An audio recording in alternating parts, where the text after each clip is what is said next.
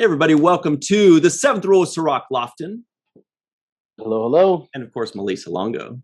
Hello. We are doing our Star Trek Las Vegas, also known as the 55-year mission Las Vegas Tour Creation Entertainment presents, not in that order maybe, series. And our guest today is Glenn Iverson. How are you today, Glenn? I'm doing fantastic. How are you all doing? Pretty awesome. Good. Good. Yeah. So let's start off. First question we always ask is, and this is the hot seat question, what's your favorite Star Trek series? Original series. Have to go with that. I was listening to the original series when I was still in the womb because my mother was an avid Star Trek fan. So I was actually listening to it before I was even born. Wow. And I was supposed to arrive in January, but apparently I was so anxious to watch the series that I came out in December. So Star Trek and I share a birthday year. Nice. Wow. Okay. So I've always felt a special kinship with it. Since that was way too easy for you to answer, what's your second favorite series? DS9. DS9 actually started out a little bit slow, of course, when it was first started out. When I watched it again the second time around, I really appreciated how much they worked on developing characters, developing stories, developing relationships, and that first season was so crucial to the rest of the series. Mm-hmm. Cool. Hey Glenn, so when you're going to these conventions, what are you like? What are you looking to do? Like, what are the experience you're looking for? Mostly my experience is working with other people or meeting other people. I'm sort of an introvert when I don't know or I don't have anything in common with anybody that I'm around. So if I'm at a party and I don't know anybody and don't have anything in common, I'm a wallflower. But as soon as I have something in common with somebody, then I will talk incessantly. And a Star Trek convention, of course, there's plenty of things to talk about. So my fan interaction is number one for me. Second, of course, is meeting the stars and interacting with them. And I've been happy enough to find that several of the stars actually are big fans themselves. So that's always fun when they're as excited as I am. By the way, aren't they all super nice too? Oh, yeah, absolutely. So some folks are when the ones that are seriously heavily in demand, like Bill Shatner, they don't have a whole lot of time to talk. But even though they don't have time to talk and they're not supposed to say anything when you're in line, even he'll interact with us. So that's awesome. Yeah, it's got to be emotionally exhausting. Like, it sounds sarcastic to say that, but it's so true. And Sirach, you and all of the other Star Trek actors, you have to basically be on for 12 hours a day for 5 days straight. And it just seems like it's like those of us that are going there, we're just having fun. We're looking around. We don't have to be like on. We don't have to like present a certain way. We don't, and I know you guys are super conscious to make sure to, like what Glenn was saying, to make sure to treat everybody like you're happy to see them. And, even if you just have 5 seconds, you don't want to come off as somebody that only has 5 seconds. You guys still go out of your way to make that person have a good experience. And I don't know how you guys do it, honestly. Yeah, I mean, it's a special moment for people. Sometimes, it may be the first or only convention they ever go to. They bring friends to share in the experience with them. So maybe they want to show their friend how it is, and you want to live up to the expectations. I know that we all have people that we admire, that we like, and to be that person is a real humbling thing. So I think it comes with the responsibility to deliver what people are looking for, and that is to have that moment with you to talk about whatever they want to talk about. And I believe that I owe that to the fans, because without them, we're not here, we're not relevant. And the fact that they have that kind of feeling. I've never been to a convention and been told off, or right, such bad vibes that I said, oh man, this is, they're rude, or they're, it's very rarely you find somebody who's rude or inappropriate. 99.99% of the people are there to show love, to to share jokes, to smile, to laugh, to have a good time, to learn more about something they didn't know about. So that to me is like a responsibility that we have because we're put in this position where we're fortunate enough to be on this great show and this part of this big family. Mm. Well, Glenn, do you remember your first Star Trek related convention, whether it was just a strictly a Star Trek convention or whether it was another convention that just had Star Trek actors in it?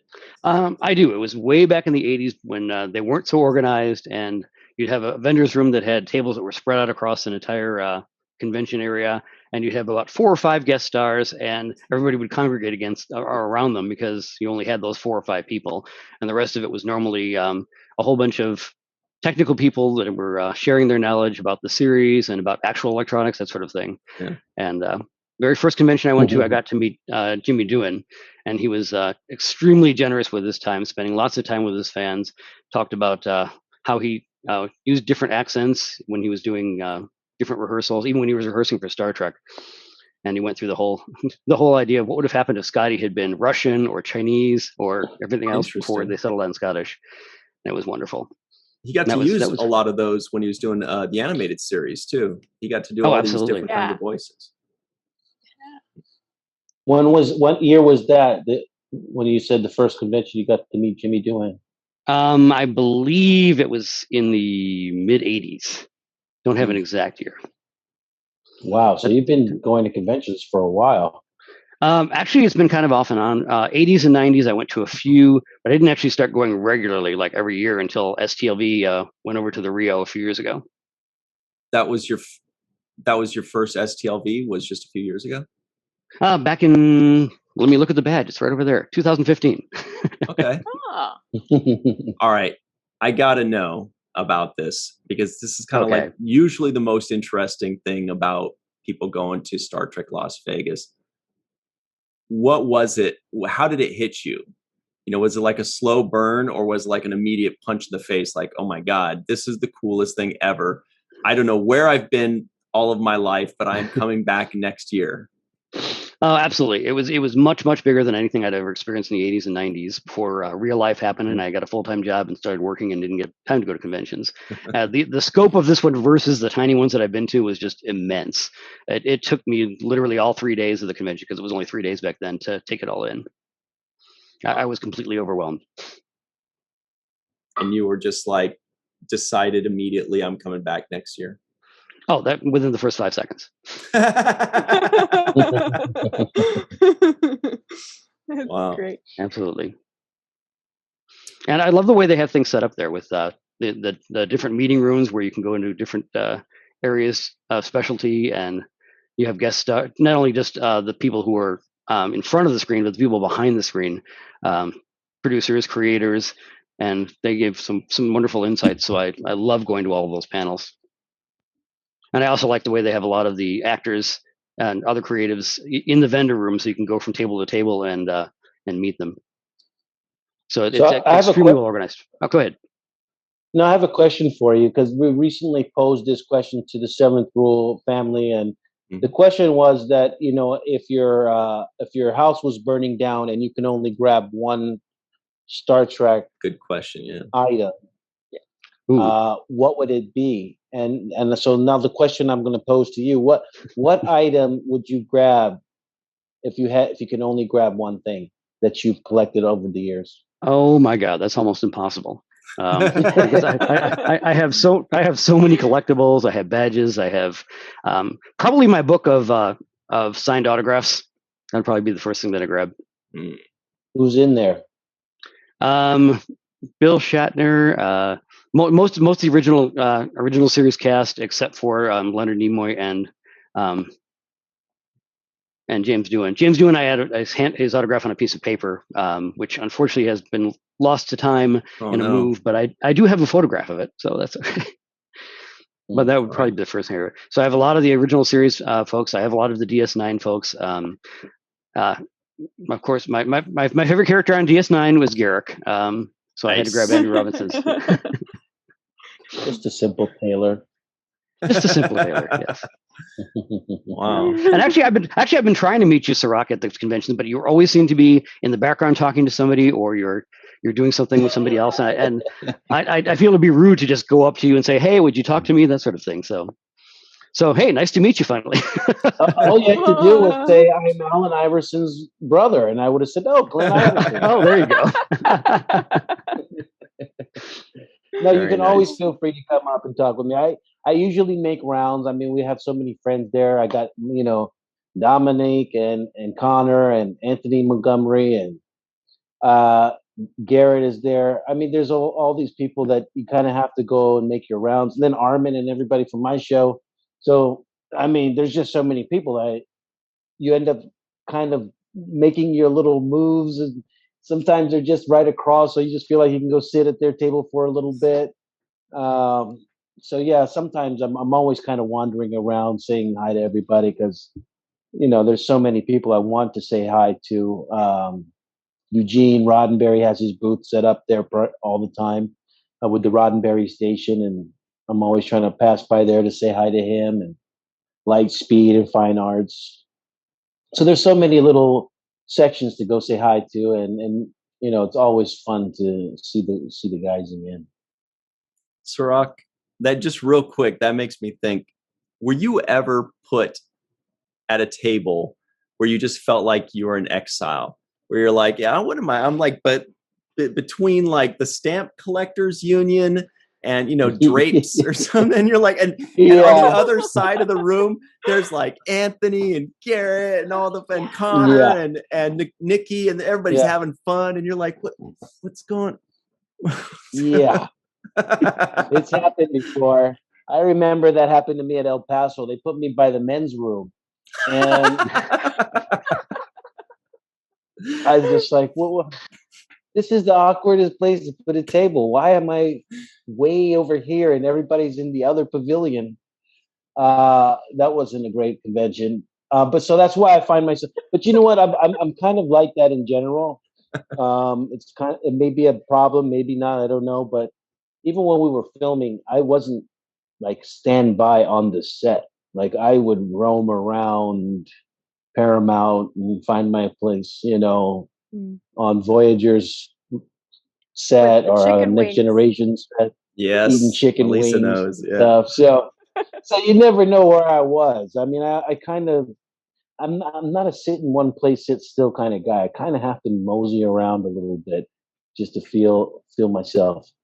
So I do it at conventions. I do it everywhere. I'm always I'm always ready to go when it's time to go. When, hey, we have a photo shoot at this time, or we have something going on at this time. So I'm always there for that. But it's the downtime when there's nothing really scheduled. That's when I do my freestyling. This is the perfect setup for Glenn here. Glenn, yes. What kind of con goer are you? Are you the I can't miss any panels guy? Are you the I'm going to plan every step? Okay, at this time to this time, I'm going to go to the vendor's room. Are you the just like show up and just wander around and see what happens? What kind of con goer are you? Well, yes, I am. I've actually done all of those. I have a general plan when I get there. There are certain panels that are can't miss that I circle, and I set reminders on my phone to say, "Hey, go to this thing." Although if I'm in a loud area like the vendor room, chances are I won't hear the alarm. But I have sort of a built-in clock that I can rely on to go to the panels. But I do a lot of wandering. So, like I said, I have an initial plan. The rest of the time is wandering, meeting people. And of course, depending on who I'm meeting and how long they're willing to talk to me, that pretty much dictates the rest of my day. If there was somebody watching this right now that had never been to a Star Trek convention or never been to a Star Trek convention in Las Vegas or a sci-fi convention in Las Vegas with a lot of Star Trek related people, I guess I should say, and they were having reservations and they weren't sure if it was for them, what would you tell them to convince them that it's definitely a worthwhile thing to do? Pretty much it depends, or no matter what level of fan you are, if you're extremely casual, if you just want to see just want to meet people, if you want to see the stars, if you want to find out more about the show, no matter what level of fan you're at, there is something there for you. I've had friends that I brought to the convention that were pretty much neophytes, and they thought, well, I don't know enough about Star Trek, so I'm not sure if I belong here. And within half an hour of arriving, they were having a wonderful time. What would you suggest is something is a must-have to bring with you to the conventions? Water, lots of water. I bring bottled water all the time. Also, if you're like me, if you like to collect things and you have no self-control, make sure you bring money. But also make sure that you have a cap on your money in mind, because otherwise you could go a little nuts. Okay, so you like collecting items and things. How do you preserve those items once you get them, or either bring them there or taking them away? What kind of steps do you take? Well, for me, I happen to live in Las Vegas, so as soon as if I have small merchandise, if I have like picture autographs or things that are small that'll fit in a bag, I have the little Star Trek LV bag that they give you at the beginning of the show that I bring with me. For larger things, of course, I immediately go back out to my car, put it in the trunk, go back to the show, and then at the end of the day, I go home and make sure everything is carefully placed. Man, I would worry that thing is going to die in that heat. It's like 115 degrees out there. Well, that's the other thing. What I would recommend is, even though the convention itself is close to the uncovered parking, I actually recommend that people park in one of the parking garages. And even though it's a much longer walk, it's definitely much better because your car is going to be about 30 degrees cooler. Yeah. Pro tip right there. Yeah, that's a very good pro tip. Well, we just have to get there early because the garages fill up. Right. We just have about 1 minute left, Glenn. So final thoughts. Are you going to be at this next convention in August? I definitely intend to be. My work schedule is fairly flexible, but I may only manage to make it there one day. Usually, if I can only be there one day, I'll choose Saturday, since it seems like there's usually the most going on that day. That's another tip for other people coming. If you can only make one day, try for Saturday. It's usually the busiest day, but it's also the most fun. Mm-hmm. Mm-hmm. Those are good tips. Yeah. After 6 or 7 of these things, you kind of have it down. Yeah, you do. Yeah, it's true. You kind of get a feel for it. All right. Well, Glenn Iverson, everybody watching this, if you see Glenn and you want to talk to him, your opening line is, so what have you gotten so far at this convention? And he'll turn into like, well, I'm glad you asked. Yes. And if you've never been to a convention, just ask Glenn, hey, I've never been to a convention. What do you suggest? What panels do you suggest I go see? And I think he's the right guy to ask for that. Oh, yeah. I'm definitely happy to be an ambassador for anybody who is brand new to the convention. Nice. Well, thanks for playing with us, Glenn. We are looking forward to seeing you very soon in Las Vegas. And we appreciate you coming out and saying hello to us. Oh, thank you very much. And I really appreciate meeting all of you. Or meeting you again, Ryan. And we'll see each other in person. Before. We'll see each other in person. Don't be afraid to run up on me if I'm in danger. Just get in there. I just got a picture of Glenn running up and body slamming into the ground. Like a rugby scrum. Yeah. That would be rather amusing, since Sirach is about a foot taller than I am. So so you ricochet off of him. Aaron would have done all my best friends are shorter. You know that? You know that, Glenn? All my best friends are shorter than me. Come on. Oh wait, shorter, not just shorter. Okay, that's cool. Yes.